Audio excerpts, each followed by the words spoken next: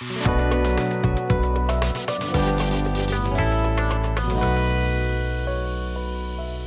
to the Art of Semi-Fiction. I am Robynne Miller. And I'm Jane Daly. And today we are going to be talking again about memoir, but we're going to be talking about it in its place in fiction, nonfiction, and creative nonfiction. Okay. So, I think first of all, we've had, most of our listeners are writers. But, I mean, obviously we're talking about writing, so. I would say probably a good percentage of Probably. our, I'm going to go. I'm going to go with like yes. 99%. There's some truck drivers are really like some us. outlier out there. So, there's some people who are like, what? I need to be included. I don't write, but okay. Yes. So, but there's going to be a different level of writing. So I just wanted to go first. Memoir. We're back just describing memoir briefly as it's a personal narrative of a either an event, a circumstance, or a situation, a short period of time that you move through and you learn something from it. So that's memoir. Fiction, obviously, is stuff you mostly make up. I think at this point we can only say you mostly make it. There is some truth in there's fiction. always truth in fiction. And nonfiction, for the purpose of what we're talking about today, meaning the factual stuff. So that might be the how-tos, the 3 steps to whatever kind of thing, 50 ways to clean your closet, that kind of stuff. And creative nonfiction is something that's true, but it's presented in a narrative way. So it might have all the fictional aspects of dialogue and setting and that sort of thing. So, memoir, against all of those genres, we're going to be talking about. Okay. So, I'm going to ask you a question. Okay. This is not planned, so this is off the cuff, right? I'm nervous. Ready? Because there's going to be a quiz later. Okay. Okay. So, do you think that a memoir is a standalone genre, meaning it is its own little island, sitting off there in the sea of books? Or do you think it has connection to fiction and straight nonfiction? Look at the wheels turn on. I love asking you questions because your eyes start to flicker a little bit with all the things you're thinking. I love it. Because I'm comparing all the different types of memoirs that I have read and trying to determine which category the majority of them fall into. Are they their own genre, or what was the second part? Or do you think there's a connection? Do you think that there's some? Are we talking? Or is it just its own thing, or do you think you see some aspects of memoir in fiction, some aspects of memoir in nonfiction, straight nonfiction? Let me say that two things. And I'm gonna waffle a little here or prevaricate. Ooh, big words. Yeah. So I believe that memoir is its own genre. However, some of the principles that are used in the other types of writing are included in memoir, just like there's memoir included in fiction. Because in fiction, you're going to be telling the story of someone's life, events, which happens in memoir. So I think that. So that was my prevarication. Did I pass? I don't know because I don't know what no, just kidding. I think a lot of people have this image again as we kind of debunked that idea that there isn't truth in fiction, that fiction is all just the stuff you make up. I think that, and I don't think anybody's going to argue with us when we talk about it.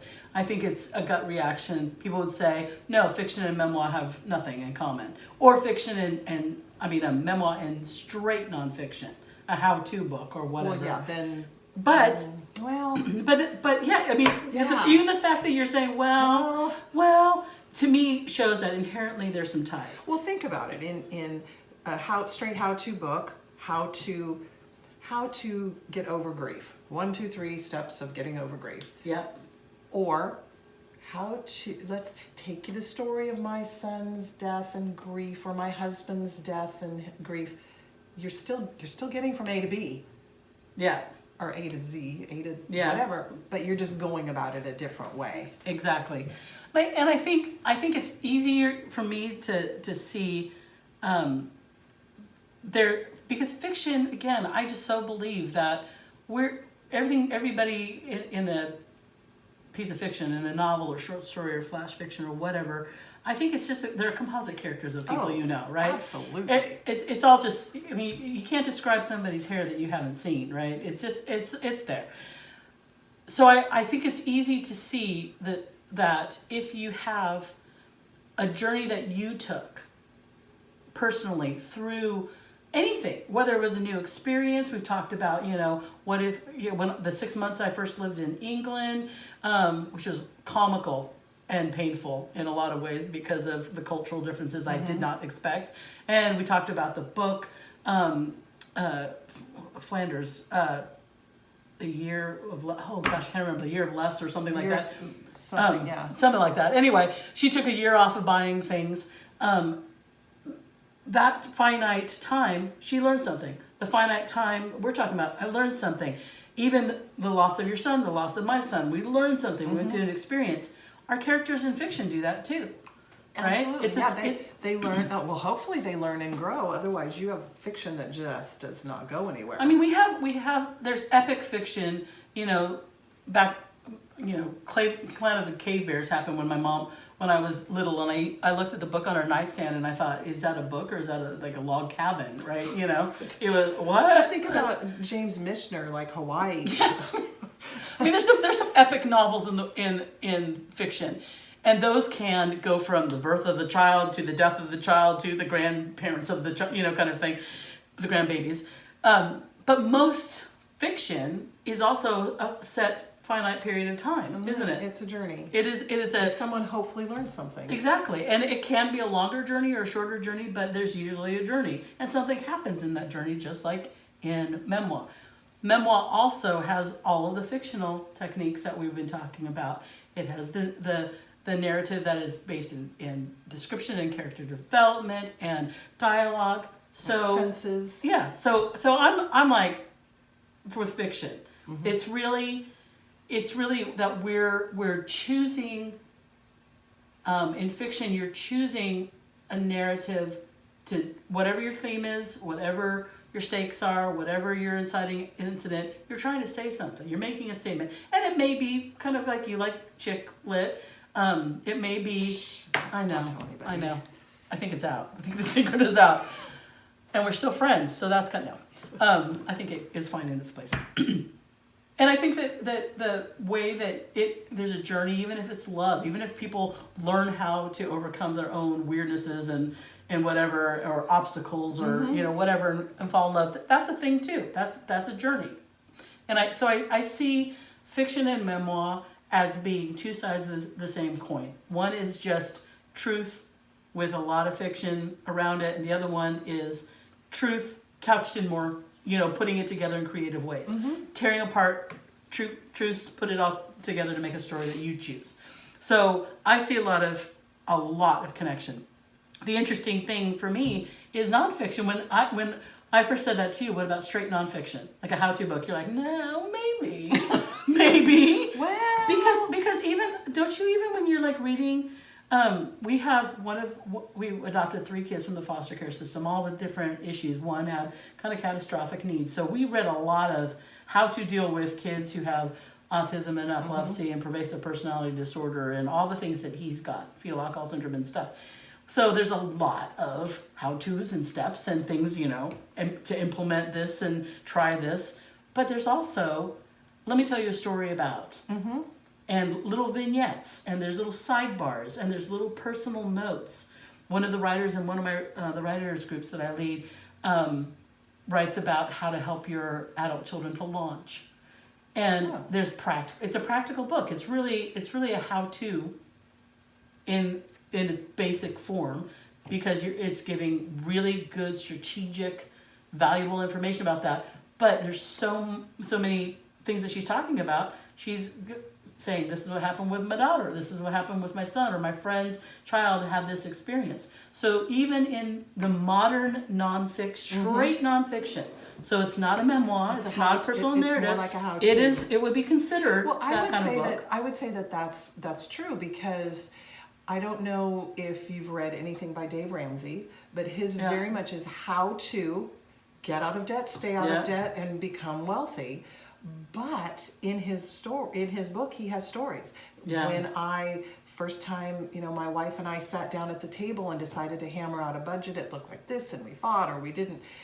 It's those little, like you said, a Yeah. vignette in the bigger picture of, after you set your budget, then you're going to do this, and then Yeah. this, and then this. Follow my directions and everything will be fine. But Yeah. think about how dry it would be Yeah. if he hadn't included those vignettes. Exactly. And I think that's kind of the difference. We've been talking a lot about the relational nature of writing now. It's different than it was 20, 30 years ago, where you had to have more of an authoritative kind of, I know all the answers, so that's why I have the right to give We them call to it, you. the sage on the stage. Yeah, sage on the stage. I love that. I've been there, and I'm going to tell you how Yeah. I got here, Yeah. so that you can get here too. And there was never any wishy-washiness. There was, if you follow my plan, if you follow my steps, you will become wealthy or Think come out of and grow debt, rich, or yeah. you will no longer grieve, or you'll be a size 2 or whatever. I mean, there was a, if it didn't end with a, I can give you the results that you want kind of a thing, then it wasn't authoritative enough. It wasn't of value. That's changed. I mean, we're wanting people to say anything that we're working toward is a messy business, right? Let me just kind of walk through it. Here's some things that help me. You might try them. Kind of it's a little bit more conversational. So even when, like the book of Launching Your Adult Children, helping them to launch, even in that, there are some really, was an educator and a trainer, and there's some really practical tips. So here's some things to try. But it never comes at you like, let me show you. Perfectly done, I did it. Yes. I will show you I will how. give you my outline. You too Exactly. can be an expert. Exactly. And I imagine you are going to be, one of the books that you're writing right now and shopping is your Eyebrows book. I call it the Eyebrows book. It's a book on aging. It's a book for a specific group of women. It's funny. It's all of those things. And I can imagine you're not going to just write, because I've seen your writing. It doesn't just say, this is the situation, this is the, Yes, I did not want to turn this age, and so here is how I got over my grief of Yeah, turning exactly. a new decade. And when my eyebrows started to sink on my face, I lifted them up doing, Yeah. these exercises. You're talking real talk too. You're not saying I can undo the aging process. I can give you the fountain of youth. If I had it, I would share it with you. Well, probably the book would already be published, because I'm pretty sure you wouldn't need to shop it. It would be Yes, you're right. flying off the shelves. But that's the warmth that is expected in writing. It is, and again, we've talked about this so many times. Facebook and our culture and the weird kind of thing that we've got with social media is so, it seems like it is. I hate that word social media, because it's so not social. It's not social. It's so antisocial. It's so Anti-social media. Yeah, but I'm going to go with that, because it really cuts off relationship.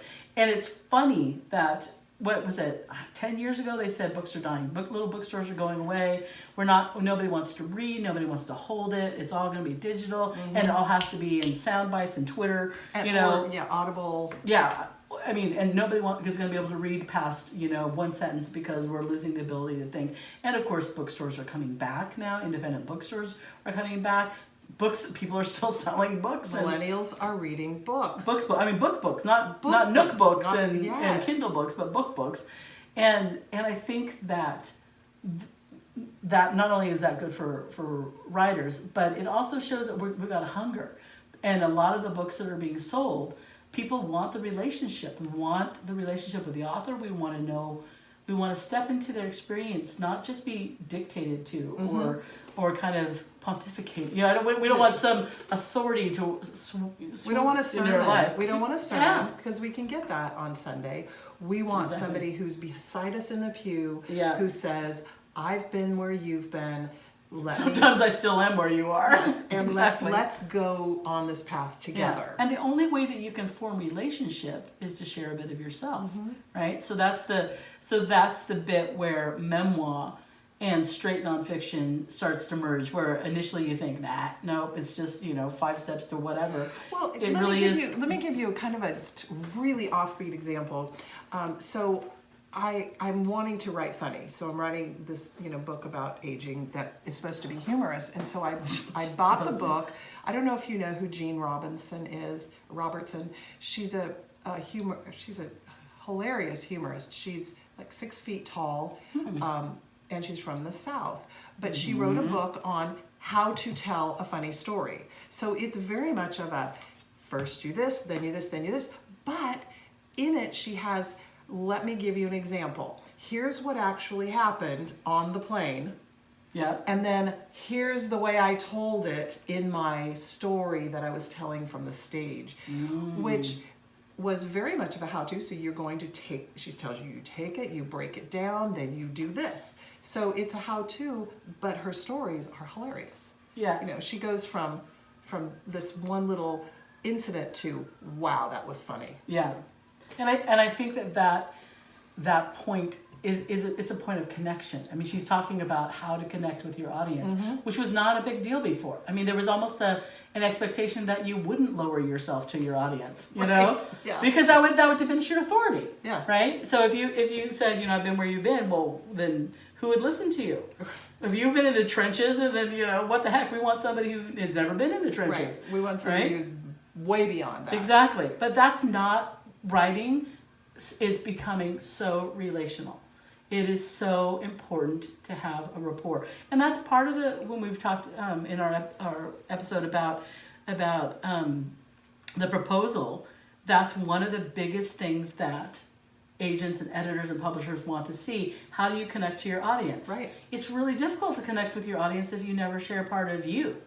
Exactly. And so if you haven't shown your life story or where you fell or where you came to a point of, I need to make a change, I need to, something's got to go, you haven't connected. I remember that one of the chapters in the book, my book, The Caregiving Season, I talk about how angry I've always been at my oldest brother.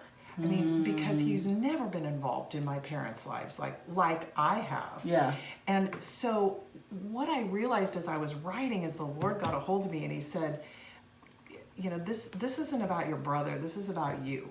So I shared that this anger that was just making me so bitter against my brother was destroying me. And my anger was not going to change him. Yeah. But other people who are experiencing, I'm talking to a young lady who's going through the same thing with her mom, and her sister is so non-involved in how she's so frustrated. So I can share that I know what you mean. I've been there. I've hated my brother because he's been non-involved in my parents' lives. Yeah. And so we have to be able to share those parts where we're not perfect, where we're ugly, it was ugly. Our ugly bits. That's all we say. Yes. And that rawness is the point of, again, it's a cultural shift, because if some of the things that were written now that are vulnerable and exposing and, where we're saying, gosh, I just really messed that up. If we written that 30, 40 years ago, it never would have been published. It wouldn't have seen the light of day. No, but you need to be an expert. But now and I think that it's funny as we've gotten this weird social media thing that's happening where everybody's got the perfect meal and the perfect Christmas and the perfect family and the perfect vacation and everything's fine. We've got that rising. And the depression rates of young people and all that, don't even get me started in that subject. But all that is kind of an ugliness that is happening where we're rising to a surface level that is, it's like the magazine pictures of women who are completely photoshopped. It's that kind of standard. We cannot ever hope to achieve a perfect life that is just Instagrammable and Facebookable and all that all stuff. My meals are going to be, gluten-free and oh vegan gosh, yes. and paleo and farm to fork and yes. I grew it myself in my own herb garden in my window box. Exactly. And that's rising. So we've got that kind of cultural thing going, but the writing, the people who are reading books are craving. They're craving what they're not getting in that social media arena. And you're only going to get that when you have the strength to share your own journey in a real way, which is a memoir. It's I mean, even if it's a memoir vignette, So personal narrative, a little chunk, even if it's just a little bit of you saying, let me show you my heart, let me show you my experience, let me show you my ugly bits. That is what a lot of people, they're craving it. It's how writing the whole thing is going. So I'm pretty, I know we're almost out of time, but I wanted to say, we've done an exercise. One of the things that I teach on, and you know that when I did my master's degree, it kind of changed my view on writing, was this idea of what are you really writing about? Thinking that I knew, and we're going to do a whole podcast on it because it's so important. It's my passion because it changed everything. It changed everything about how I write. Knowing what and thinking I knew what I wrote about and didn't know what I wrote about. But the point of it, for this application that I wanted to just talk about is you write straight nonfiction, you write narrative nonfiction, and you write fiction. So you write everything. You write everything. Do you notice that when you're writing, whether it's fiction or when you're writing your books about your parents and the hard issue of your son dying and those things, do you feel like you could write the same level without drawing on your own experience, drawing on your own emotions, drawing on what you've learned? Could you write any of that? Any of that? No, it would be impossible. And that's because how could you write about something that you know nothing? Or you're not willing to. I mean, how do you write about? Because there's something like if you have a dark secret in your family and your family doesn't want you to say it, and you're trying to explain the dysfunction of your family, but you're not saying what the secret is, it's hard to write, right? Yeah. So how can you write about a journey through grief if you're not really going to the dark places of your grief, right? So that's kind of logical. But in your fiction, I'm going to stand on this thought that it's the same thing. If you're not really, at least with yourself, your readers don't need to know that your character is going through an emotion that you've gone through, right? You don't have to be that revealing, but if you're not real with those emotions, then how are you going to get that in your? Yeah, what is that? No tears on the page, no tears from the reader, or something like that. Saying that you have to be able to plumb those depths of emotion in your fiction in order to pull that same emotion out of your reader. Exactly. Which is important, which is what you want. And your reader will know. This is something that you need to know. If you think that you're hiding in fiction because you don't want to go to the real places, your reader's going to know if you're staying on the surface of even fictional characters' emotions. Yeah, and your fiction is not going to sing. It's not going to pop. It's not. There's not going to be any way for us to be emotionally connected to your fictional characters. Right. So I'm gonna leave it there. I think that it's important for us to realize that our memoir, which is really our life experiences and our life story, our narratives are going to permeate everything we write. Absolutely. Gosh, I think that's going to be the theme. Permeation is going to be the theme. I think that really is the thing that we need to come down to, is to realize that is the way writing is going. That is the way that we connect with our reader. That's what the audience wants. That's how we are real. And no matter what we're writing, fiction or nonfiction, we've got to be willing to mine the depths of our experiences and our emotion. Would that be fair to say? Right on. All right. Well, this has been The Art of Semi-Fiction. I am Robynne Miller. And I'm Jane Daly.